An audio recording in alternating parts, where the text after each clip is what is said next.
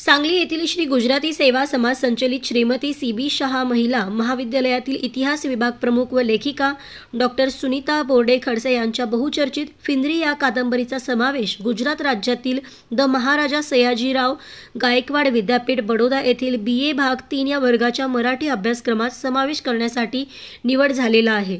विद्यार्थ्यांना आधुनिक मराठी साहित्यातील सामाजिक सांस्कृतिक अनुबंध उलगडून दाखवण्याच्या उद्देशाने या कादंबरीचा अभ्यासक्रमात समावेश करण्यात आलेला आहे।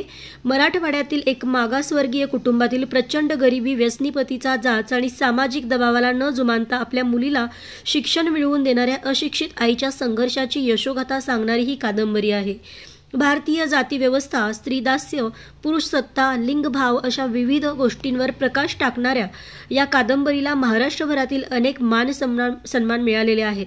यापूर्वी मुंबई विद्यापीठाच्या अभ्यासक्रमात देखील या कादंबरीचा समावेश करण्यात आलेला आहे।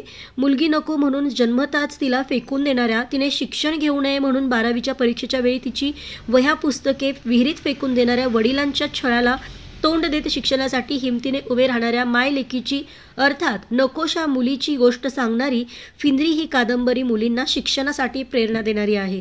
मराठवाडी बोलीभाषेत लिहिलेल्या या कादंबरीने मराठी बोलीभाषेचे सौंदर्य अधोरेखित केलेलं आहे। डॉक्टर सुनीता बोर्डे खडसे यांची नेटपर्णी ही सद्य काळातील इंटरनेट महाजाळाच्या भीषण वास्तव्यावर प्रकाश टाकणारी कादंबरी नुकतीच प्रकाशित झालेली आहे।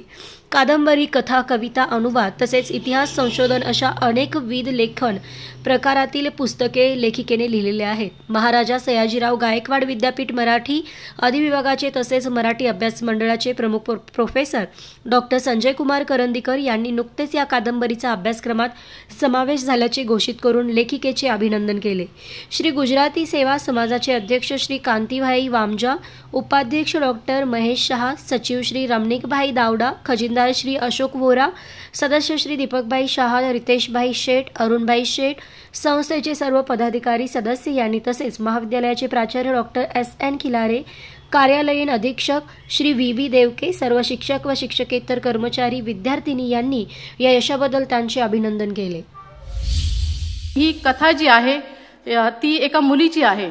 मराठवाड्यातल्या एका दलित घरातील मुलगी आहे आणि तिथे वडिलांना वंशाचा दिवा म्हणून मुलगा हवाय, अशा ठिकाणी तिचा जन्म झालाय आणि जन्म झाल्याबरोबर मुलगी का जन्मली म्हणजे फिंद्री म्हणजे नको असलेली मुलगी, तर वडील त्या मुलीला फेकून देतात। इतक्या दूर फेकतात असे की ते छोटासा मासाचा गोळा जो आहे तो रक्तबंबाळ होतो आणि लोक म्हणतात की बाळ आता शांत झाले, मेलेलं आहे। त्याच्या पुरण्याची तयारी सुरू करत असताना काय चमत्कार होत असेल माहिती नाही निसर्गाचा, आणि ते बाळ श्वास घेतं आणि रडायला लागतं आणि तिथनं पुढे त्याच्या जीवनाचा संघर्ष सुरू होतो। आईने बाबासाहेब वाचलेले नसतात, पण तिला फक्त एवढं माहिती असतं की काहीही झालं, उपाशी राहावं लागेल तरी चालेल, पण तुम्ही मुलांना शिकवा, आणि ती संघर्ष करून नवऱ्याचा मार खाऊन त्या मुलीला शिकवते।